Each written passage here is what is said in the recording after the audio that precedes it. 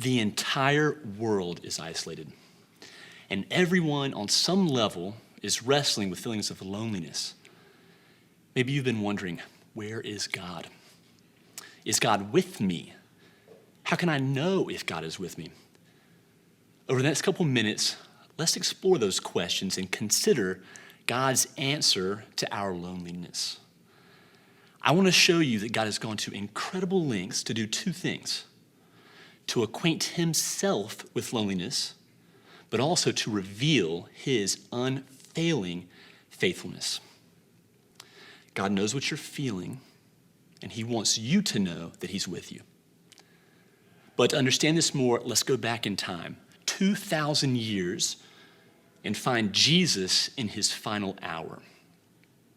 The Son of God sent into the world on a mission of love to restore man and God, and he is hanging from a Roman cross. Beaten, betrayed, mocked, experiencing every ounce of the abandonment that you and I fear. In Jesus' final breaths, he cries out and says, my God, why have you forsaken me?" When Jesus was at his worst point and in his greatest moment of need, he cried out and was met with abandonment from his heavenly Father. Let's just take a second and consider Jesus on that cross in that moment. Alone, misunderstood, confined, literally nailed to a cross. God nowhere to be found. Jesus understands your loneliness. But behind the searing pain of his cry is a hidden message, a proof that God will never abandon you. You see, when Jesus cried out, he was not only sharing the abandonment he was feeling, but he was also quoting a psalm that was written 600 years before that moment. A message from God, revealing the way in which God was going to extend his love to the world. So let's take a moment now, and let's look at some of that psalm together. Psalm 22. It begins like this: my God, why have you forsaken me? Why are you so far from me, so far from my cries of anguish?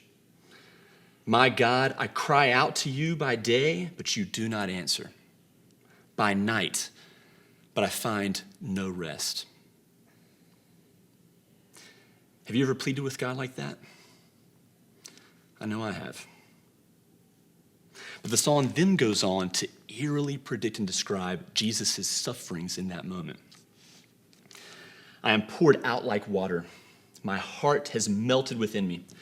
You lay me in the dust of death. Villains surround me. They pierce my hands and my feet. People divide my clothes among them, and they cast lots for my garment. This happened to Jesus. But then the psalm turns and reveals the result of Jesus' suffering, a promise of hope fulfilled. I will declare your name to my people. In the assembly, I will praise you, for he has not despised or scorned the suffering of the afflicted one. He has not hidden his face from him, but has listened to his cry for help.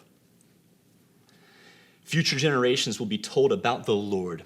They will proclaim his righteousness, declaring to a people yet unborn, he has done it. The cross was not a surprise to Jesus. The abandonment, the suffering that he endured in that moment was always God's answer and the way that he was going to restore us to him. And it's revealed in this psalm. So, when God feels far, and he will, know that he is near. When God feels absent, know that he is actually working all things for good. God is with you, and he will never forsake you.